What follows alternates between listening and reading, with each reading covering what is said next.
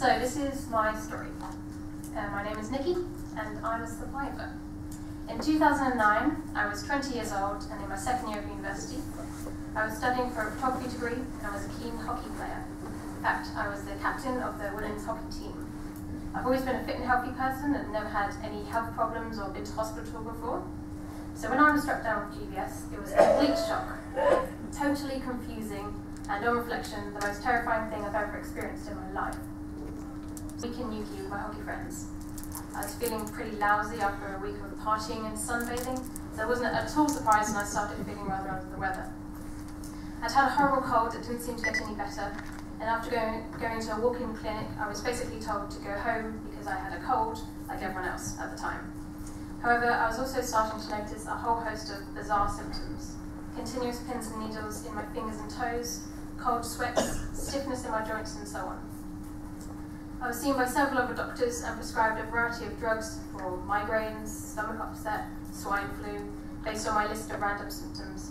But none of them did anything and left me thinking that the doctors really had no idea what was going on. My once snotty nose had become something a lot more serious as my body seemed to have no energy at all.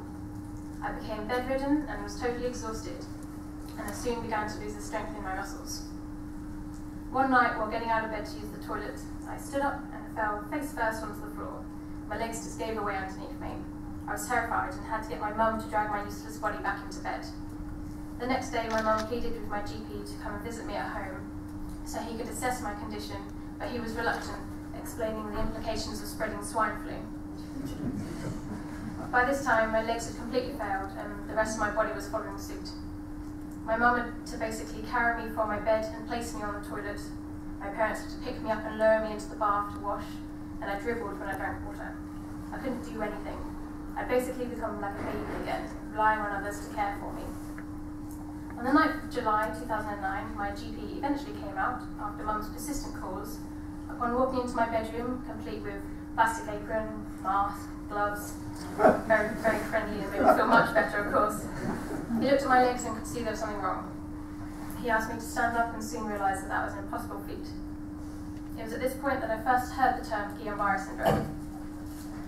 He explained that he believed I had the rare nerve disorder and was calling an ambulance immediately to take me to hospital for tests. Paramedics strapped me to a chair and lowered me down the stairs to the waiting ambulance outside my house. I was taken to the Queen Alexandra Hospital in Portsmouth, but wasn't allowed to go into the hospital for a further hour while they set up my isolation room because of the swine flu, of course, that I didn't have. My parents were also made to wear plastic aprons, masks and gloves. And I wasn't reassured much by the first nurse I came into contact with, who told me to jump off the trolley and into bed. And when I told her I couldn't move my legs, she said, "Oh, not if you don't try." The GBS diagnosis was soon confirmed after what seemed like 100 blood tests and 2 lumbar punctures, the first of which they completely messed up, which left me bruised and in agony. My condition worsened over the next week as the paralysis crept its way up my body. I could no longer move my legs at all, my arms were very weak, my face was beginning to freeze, and my speech became breathless and distorted. I was really scared. I'd never been to hospital before, and I was distressed to see all the ill people around me. I never really imagined myself getting sick before. I was just a 20-year-old whose limbs had stopped working for some reason. I felt very reassured with the knowledge the medical team finally knew what was wrong with me and how they could treat him. I was put on a 5-day course of immunoglobulin, which proved to be very successful as I regained some control over my legs after the first few days. A relief, of course. I spent 2.5 weeks in this hospital. My mum spent about 10 hours a day with me, fanning my face, brushing my matted hair and hosing me down in the shower. We had some laughs though, like the time I got my handheld fan tangled in my hair, which had to be cut free.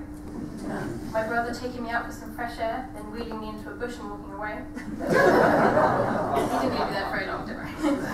And the sign I had made for my door telling the nurses to go away if they had a syringe in their hand. It didn't work. I was eventually getting better and was soon able to make it to the toilet on my own, which was a huge relief. All the nurses were saying how much better I was getting, that I was going home soon. But after seeing the occupational therapist, I was told I needed to go to a rehabilitation centre to regain my independence and build up my wasted muscles. I was distraught. I just wanted to go home and not spend another couple of weeks in hospital. Rehab was a much nicer place though, much nicer than hospital. The staff had more time to spend with everyone. There was a TV and real food. Most of the other patients were much older than me. Many of them had had strokes and similar. But there was one girl who was 19 and was paralysed from the waist down. Lily had NMO, can't remember what it stands for. It's a similar nerve disease to GBS, but she'd been in hospital for 5 months already. We became great friends, and her positivity really helped me deal with everything. Lily and I watched Hollyoaks together, and she even dyed my hair one night. It's not easy when you're both in wheelchairs. I did try out this. I did daily physiotherapy to rebuild my muscles and saw very fast improvements in my core and leg muscles. I was soon able to walk again, albeit not for very long, not without discomfort. I spent about 3 weeks in rehab, and after being discharged, I spent the rest of my summer holiday in a wheelchair. My relatively speedy recovery meant I was able to go back to university on time to start my final year without having to defer a year, which was my biggest worry. I went on to graduate with a first-class honours degree for my health course, which was a huge surprise considering the difficulties I'd had with fatigue whilst trying to study, not to mention getting around university in a wheelchair. Luckily, I was still living at home, so I got a lot of support from my parents, without whom I wouldn't have coped anywhere near as well. It's now 3 years on since I was in hospital, and I'm almost completely back to my normal self. I still suffer with some muscle weakness and fatigue, but I don't let it get in the way of my life. I'm starting out as a professional wedding photographer, and I'm excited about the future. I hope one day to get back to the hockey pitch, but realise this is my biggest challenge, which requires a lot more time in the gym building up my muscles again. Since recovering from GBS, I've always wanted to do something to raise money for the GBS Support Group, especially after seeing so many people's amazing stories in the newsletter. But I struggled to think what I could do myself with my limited fitness, until I realised it was right under my nose.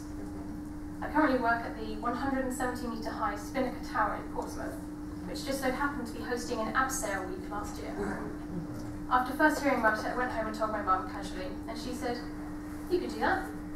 I hadn't actually considered doing it myself, but realised that would be a great public way of doing something for the charity. So I jumped at the chance and got cracking with a Just Giving online sponsorship page and posted all over the internet with news of my stunt. My brother contacted all the possible local media companies, and I was soon being interviewed live on the radio and posing for photographs for various newspapers. I enjoyed it really.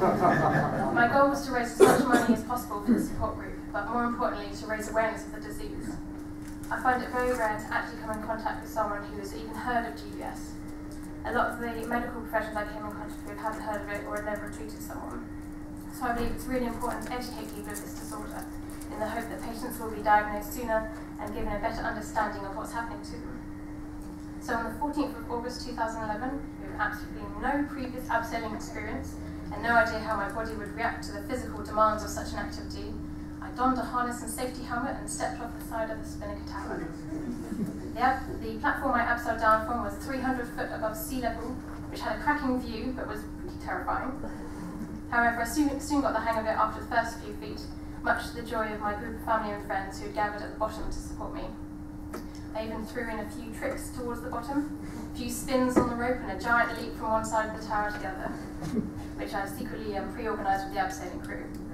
I then crashed into the wall on my way back and got a fat lip from a piece of equipment hitting me in the face, but it was totally worth it. I would never have done anything like this if it wasn't for the encouraging stories in the newsletter, and it was such a brilliant experience. I want to say a massive thank you again to everyone who kindly donated to the abseil and helped me raise over £800 to the GBS Support Group, but more importantly to everyone who went home and Googled GBS. That's right.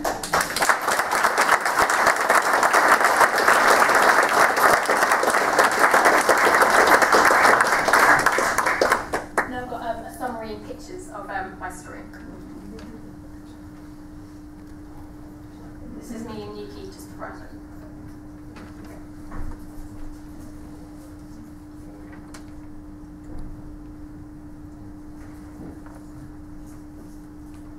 Number puncher 1 and 2.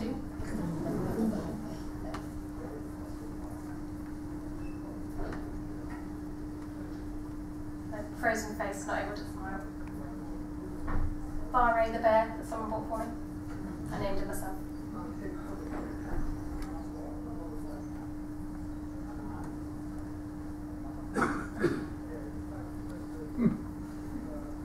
It's me, Lily, and rehab.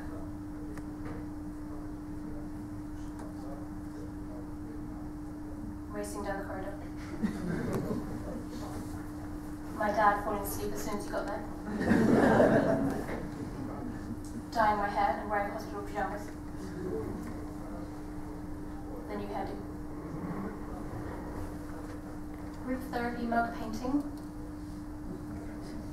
The mug.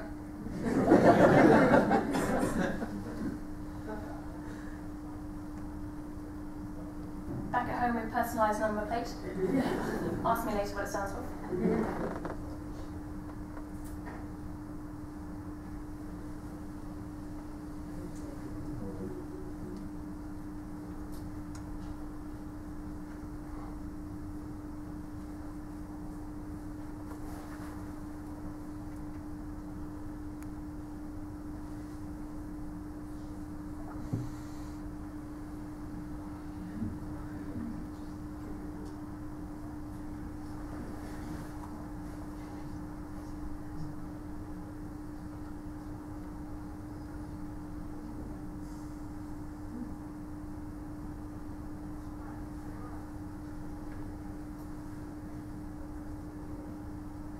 Me and Lily again.